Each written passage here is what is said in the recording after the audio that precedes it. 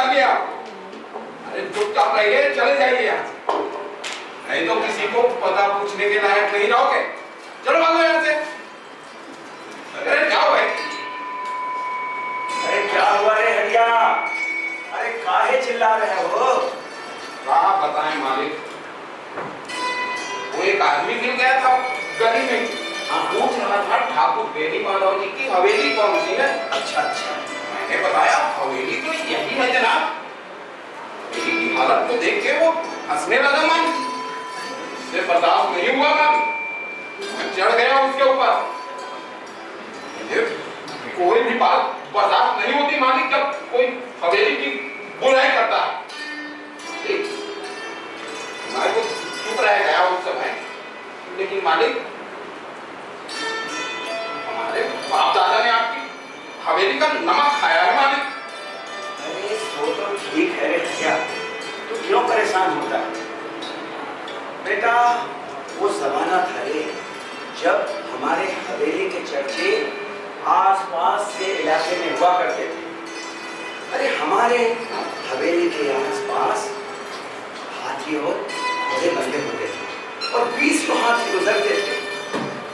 हमारे बाप दादाओं ने कुएं छुपाए, तालाब बनवाए और अनेक धार्मिक और सामाजिक कार्य करवाए।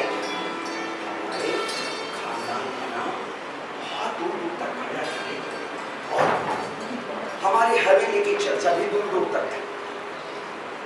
पर समय तो अपने हिसाब से परिवर्तन होता है और आज देख रहे हो ना क्या स्थिति है। पहले जब हमारे हवेली से लोग गुजरते थे ना तो सर झुका के इज्जत से गुजरते थे, हमारी शान थी। अरे नहीं पर हरिया अब तो हमारे संपन्नता के नाम पर ये टूटी फूटी धूल से सनी हुई हवेली बची है और ये बूढ़ी सी भैंस बंधी है। अरे शुक्र मान ले हरिया कि कम से कम दूध तो दे देती है ये, समझ है ना? बिल्कुल सही कह रहे हैं मालिक। मालिक मैंने मेरी तनख्वाह जरा जल्दी गिर जाती तो।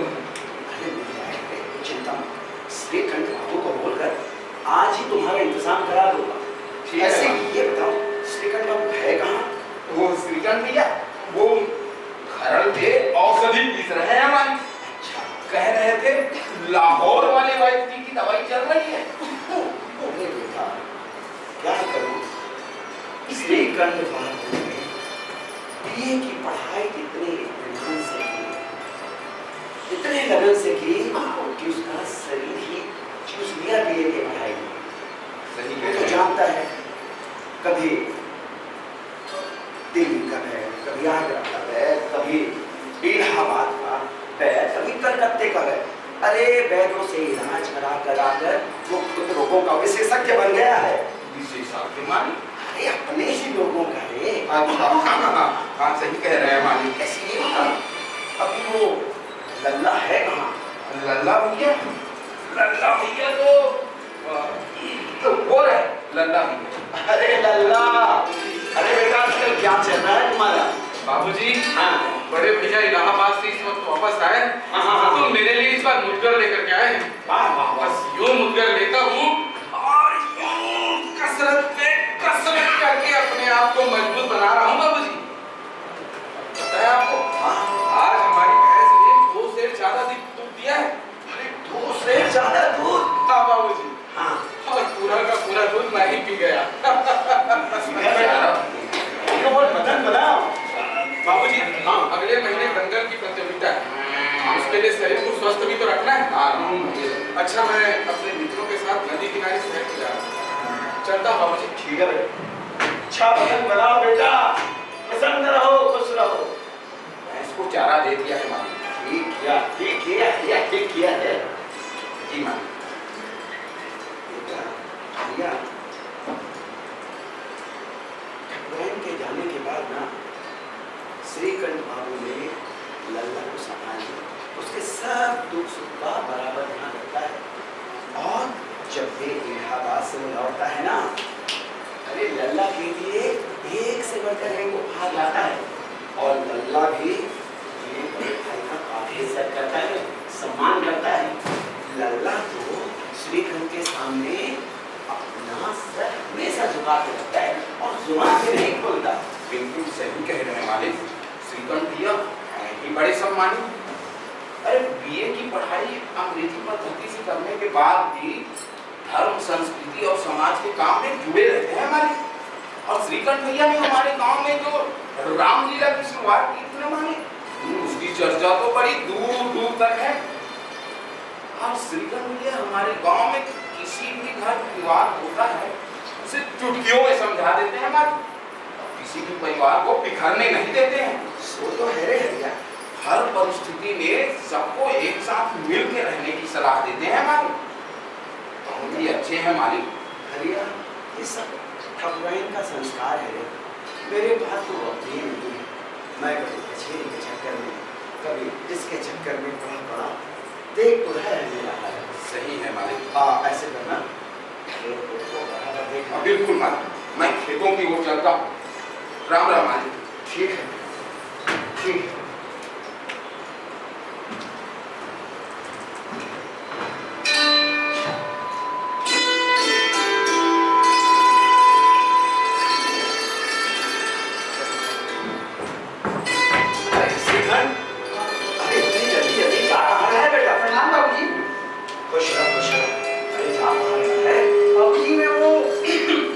नागरिक प्रचारणी समिति के चलने के लिए जा रहा हूँ बाबूजी। इतना नौकरी करके है ना, 7 दिन तक के जी तोड़ मेहनत करता है और इलाहाबाद की नौकरी है। अरे यहाँ आते हो तो अवकाश में विश्राम कर लिया करो और स्वास्थ्य को भी ध्यान दो। बाबूजी, हाँ। अगर आराम करूंगा तो फिर धर्म कर्म के काम तो सब करूंगा। बात तो ठीक कहता है जी बाबू। और अपने स्वास्थ्य का ध्यान देना। हाँ जी जरूर बाबू, जरूर। ऐसे क्या कह रहे हो बेटा?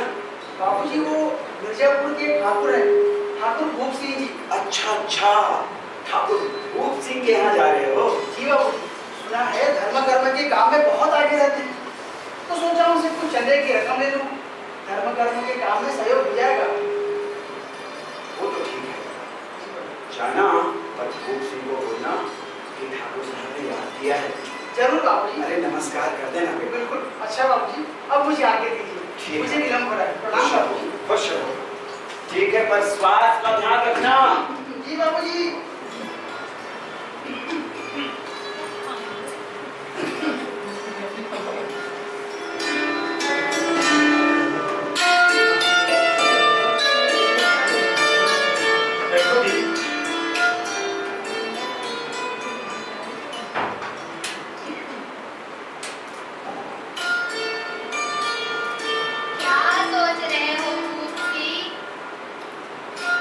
क्या बताऊं दीदी, आजकल आनंदी बिटिया की विवाह की चिंता सताए जा रही है। कोई अच्छा सा लड़का ही नहीं मिल रहा। सोच रहा हूँ अगर इस साल अच्छा सा लड़का मिल गया ना तो मैं अपनी बिटिया के हाथ पीले कर दूंगा और गंगा नहा लूंगा। बस इसी बात की फिक्र लगी रहती है दीदी। क्यों चिंता करते हो खूबसी? जैसे 4 बेटियों का विवाह धूमधाम से किए हो, वैसे ही हमारी आनंदी बिटिया का विवाह भी अच्छे से संपन्न हो जाएगा। कोई ना कोई अच्छा लड़का मिल ही जाएगा। ऊपर वाले की कृपा हो जाए तो सब अच्छा हो जाता दीदी। ठाकुर भूप सिंह जी घर पर है? अरे अंदर आ जाओ भाई, मैं ही हूँ ठाकुर भूप सिंह। नमस्कार ठाकुर साहब। नमस्कार, अब बैठो। कहो कैसे आना हुआ? जी मैं वो नागरिक प्रचारणी समिति के चलने के लिए आया हूँ। आपकी बात वो ठाकुर दिनकर सिंह से हुई थी। अच्छा अच्छा, याद आया। जी जी। वैसे तुम कौन हो बेटा? जी मैं गौरीपुर के ठाकुर बेनी माधव सिंह का बड़ा बेटा हूँ। अच्छा अच्छा, गौरीपुर वाले ठाकुर साहब के बेटे हो? जी माता जी। क्या करते हो बेटे?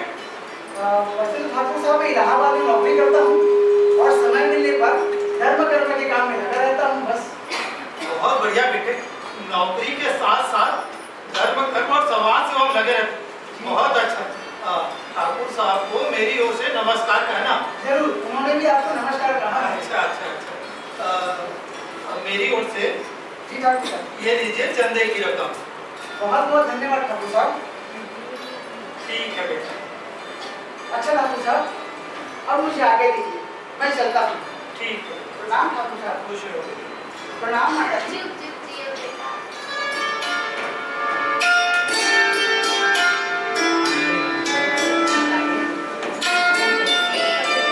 मुझे तो लड़का बड़ा ही संस्कारी लगा। क्यों ना हमारी आनंदी बिटिया के विवाह की बात इनके पिताजी से करें। वाह दीदी वाह, आपने तो मेरी मन की बातें कह दी। लगता है ऊपर वाले ने प्रार्थना सुन ली। इस शुभ काम में देरी न करते हुए मैं कल ही इनके पिताजी से जाकर बात करता हूँ। दीदी मुझे कुछ काम है, तुम आनंदी बिटिया से मिलो, मैं चलता हूँ। चलो ठीक है।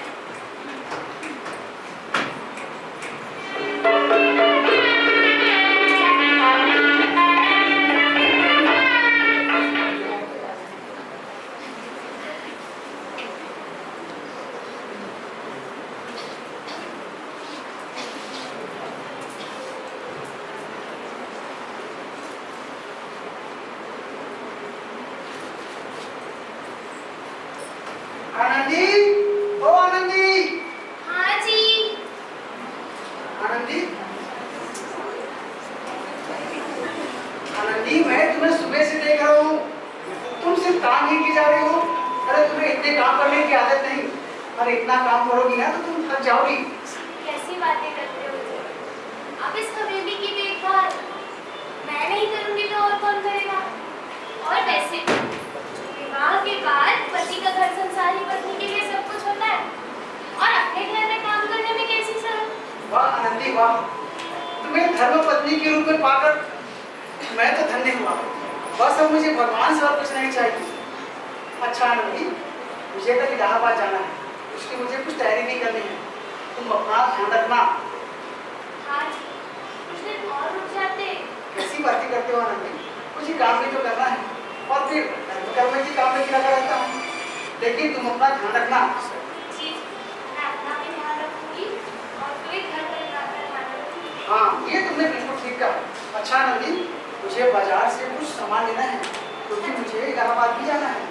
उसकी कुछ तैयारी भी कर लेता हूँ।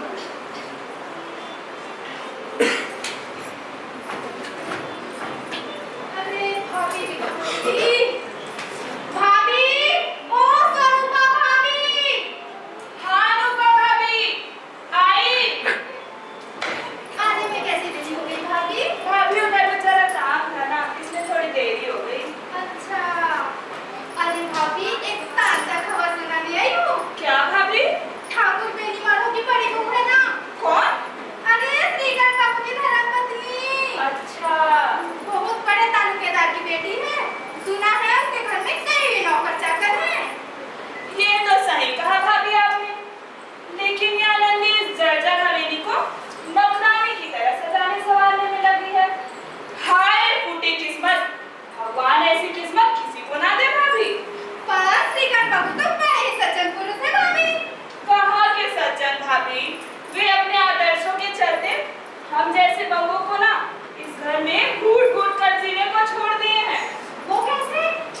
भाभी आप तो जानते ही हो, श्रीकांत बाबू रामलीला में राम बनते हैं और तो आदर्शों से भी ऊंचे हैं, इसलिए उनकी बात सारे गांव वाले मानते हैं। और तो और कोई स्त्री और पुरुष अपने घर में प्रताड़ित हो ना और घर से दूर भी होना चाहे ना, तो ये श्रीकांत बाबू अपने लंबे लंबे तर्कों से, दृष्टांतों से, भाइयों को भाइयों से, बेटों को बाप से और पति को पत्नी से अलग नहीं होने देते भाभी। मुझे ही देख लो, मैं अपने जेठ जेठानी से तंग आ चुकी हूँ। घर से अलग भी होना चाहती हूँ ना, तो ये श्रीकांत बाबू की वजह से मुझे अलग नहीं होने मिलता भाभी। अब तो लगता है इस घर में ही मुझे कूट कूट कर देना होगा। ये तो अपनी किस्मत की बात है भाभी। चलो भाभी चलते हैं, भगवान सब देख रहा है। अब यही सबके घर से पारी आती है, देख लेंगे।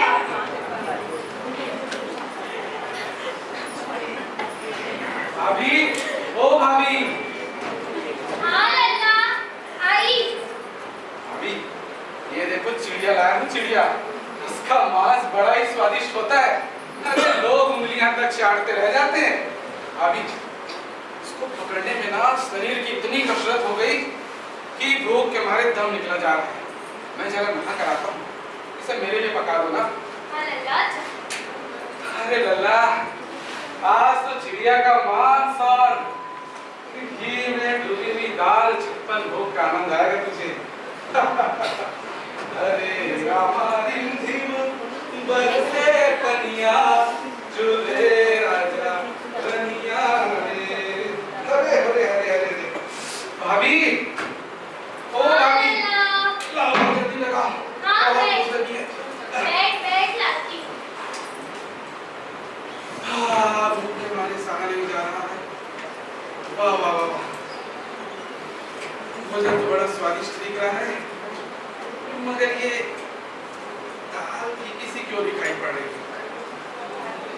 अरे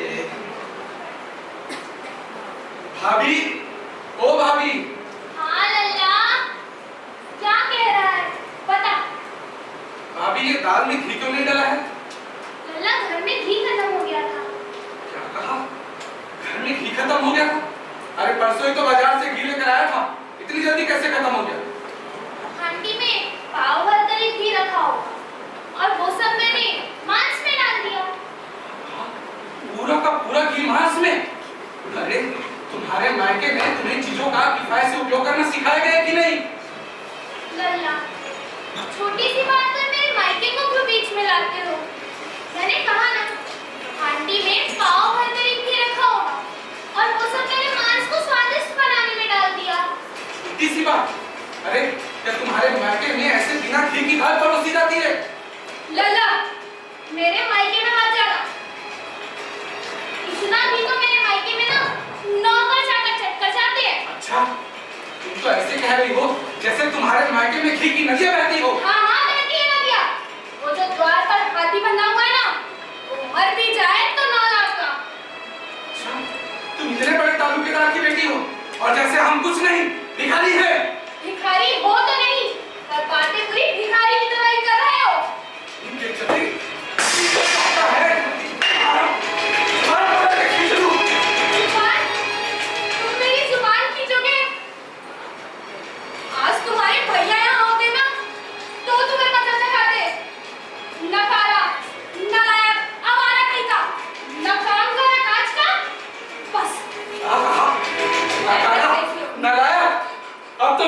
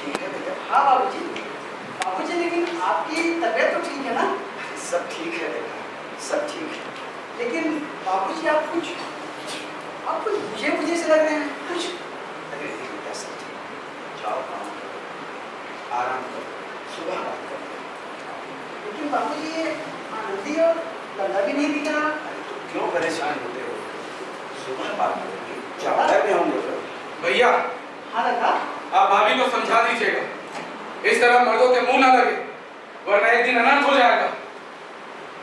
हाँ हो बेटा, जाएगा। हाँ बेटा, ठीक ही कह रहा है लल्ला। क्यों? अरे वो बड़े घर की बेटी है तो क्या हुआ, हम भी कोई भिखारी नहीं है। अरे हाँ भाई, ये बहू बेटियों का यूं मुंह लगाना ठीक बात नहीं है कि वो मर्दों से मुंह लगाते फिरे।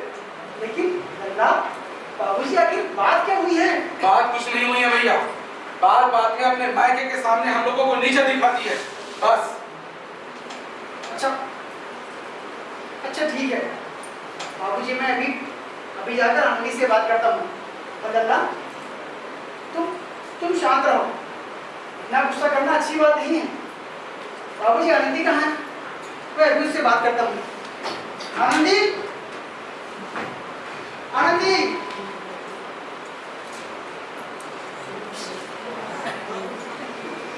आनंदी, आनंदी, ये तुमने घर में क्या कोहराम मचा रखा है? अच्छा, तो जिसने तुमसे आग लगाई है उससे जाकर क्यों नहीं पूछते? जी करता है उसका मुंह झुलस दूं। अरे अब मुझे कोई बताएगा भी कि आखिर बात क्या हुई है?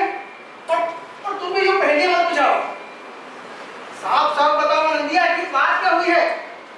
अरे क्या बताऊं, मेरे ही भाग्य का फेर है। वरना वो गंवार छोकरा जिसे चपरासीगिरी करने का भी सहूर नहीं, वो मुझे खड़ाऊ से मारकर यूं ना करता। क्या कहा? लल्ला ने तुम्हें खड़ाऊ से मारा? उसकी इतनी हिम्मत?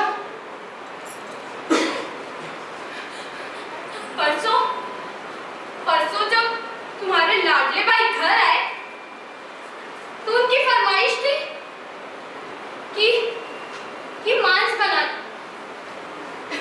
हांडी में घी पाव भर से अधिक ना था और वो सब मैंने मांस में डाल दिया। जब खाना खाने बैठा तो कहने लगा दाल में घी क्यों नहीं है। बस इसी बात पर मेरे मायके को बुरा भला कहने लगा। मुझसे ना रह गया, मैंने भी कह दिया कि मेरे मायके में इतना घी तो नौकर जाकर खा जाते। फिर उस अन्यायी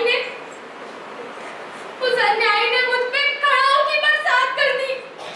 वो तो मैंने अपने हाथ से रोक लिया, वरना मेरा सर फट जाता। देखो मुझे चोट भी आई है, तुम ही देख लो। उसकी ये मजाल कि उसने मेरे ही घर में खड़ाऊ से।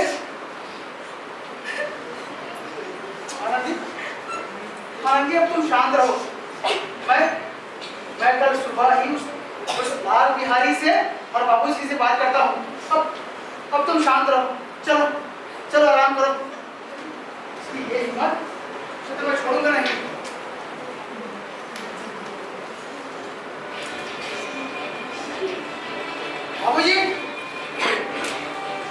बाबूजी, अब इस घर में मेरा निर्वाह नहीं होगा। क्या कहते हो बेटा?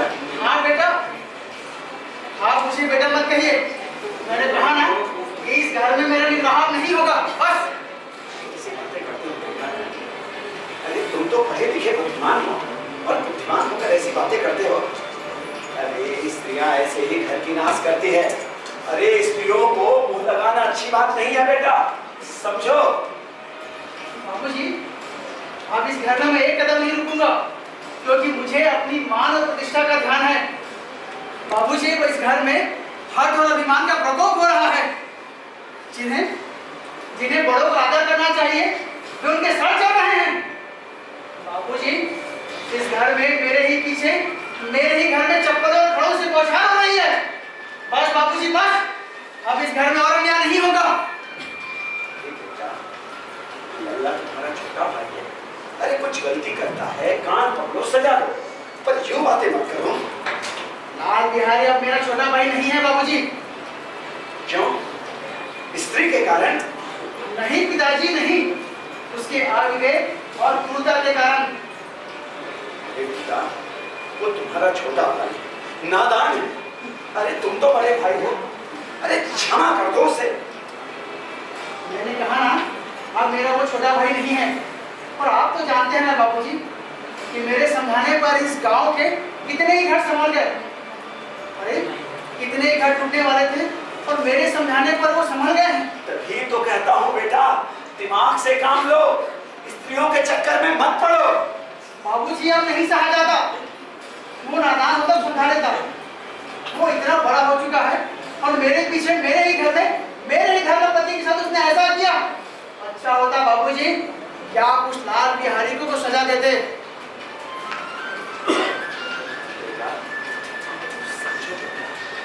शांति से काम लो, नहीं तो घर बिखर जाएगा। बस बाबूजी बस, अब या तो इस घर में मैं रहूंगा या तो वो लाल बिहारी, और अब तो मैं उसकी शक्ल भी नहीं देखूंगा।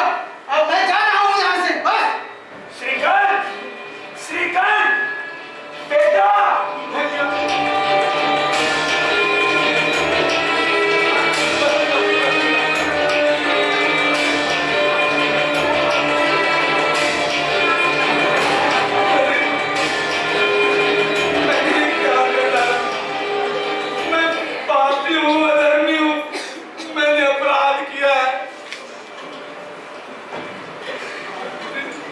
भैया ने मुझे इतना स्नेह दिया,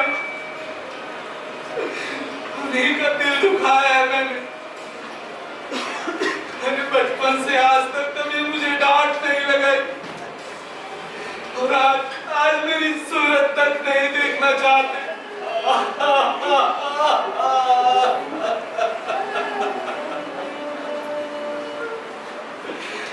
भैया आप मुझे डांट लेते, मार लेते, मगर ऐसी हृदय विदारक बात मुझे अपने आप पे बहुत ग्लानि हो रही है भैया।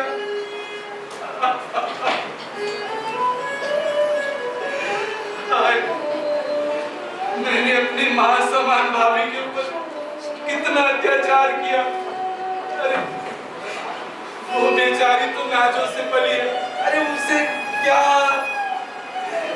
जरूरत है किफायत से रहने की। मैंने अपने क्षणिक स्वाद के लिए अपनी भाभी पर खड़ूस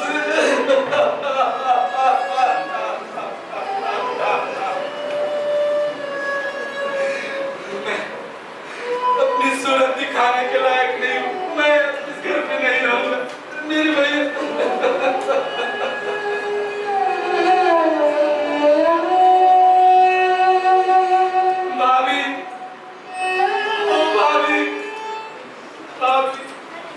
क्षमा कर दो, मैंने बहुत बड़ा अपराध किया है, मुझे क्षमा कर दो।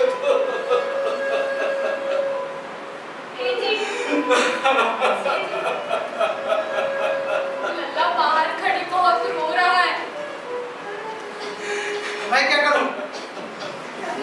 उसे अंदर बुला लो। मैं ना बुलाऊंगा। अरे मेरे जीभ में आग लगे जो मैंने ये तमाशा खड़ा किया। अंदर बुला लो जी, ऐसा ना हो कि वो कहीं चला जाए। भाभी, बुला लो। भैया से मेरा प्रणाम कह देना, मैं जा रहा हूँ। नहीं लल्ला, नहीं, मैं न जाने दूंगी तुझे। नहीं भाभी, मुझे जाने दो, मैं आप लोगों के साथ रहने के लायक नहीं हूँ। नहीं लल्ला, तुझे मेरी कसम, अगर तूने एक कदम भी आगे बढ़ाया तो। भाभी, जब तक आप और भैया मुझे क्षमा नहीं करेंगे मैं यहाँ नहीं रह सकता, मुझे जाने दो। लल्ला, लल्ला, तू कहीं नहीं जाएगा। और मैं ईश्वर की सौगंध खाकर कहती हूँ कि मेरे मन में तेरे लिए तनिक भी मैल नहीं लगा। ए जी अल्लाह को रोक लो। ये सब पखेड़ा हम दोनों ने मिलकर खड़ा किया था। इसमें गलती सिर्फ लल्ला की नहीं मेरी भी है। ए जी लल्ला को रोक लो।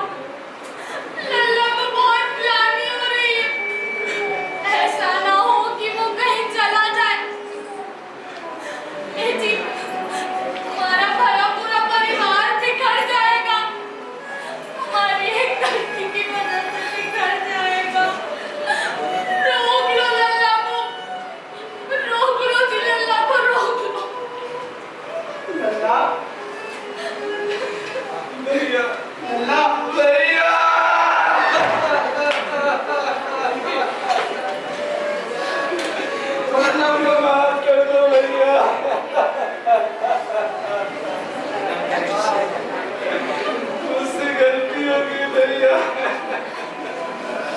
नहीं करना करे, तू कहीं नहीं जाएगा, तू कहीं नहीं जाएगा, हमें छोड़ चलेगा, कहीं नहीं जाएगा।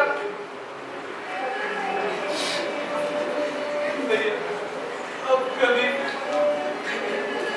ऐसी स्थिति आए तो मुझे मार लेना, पर अपने मुंह से मेरे लिए ऐसी बात न कहना भैया। नहीं कहूंगा लल्ला, कभी नहीं कहूंगा। और माफी मुझसे नहीं, क्या आंटी से माफी मांगना चाहिए लल्ला? हाँ।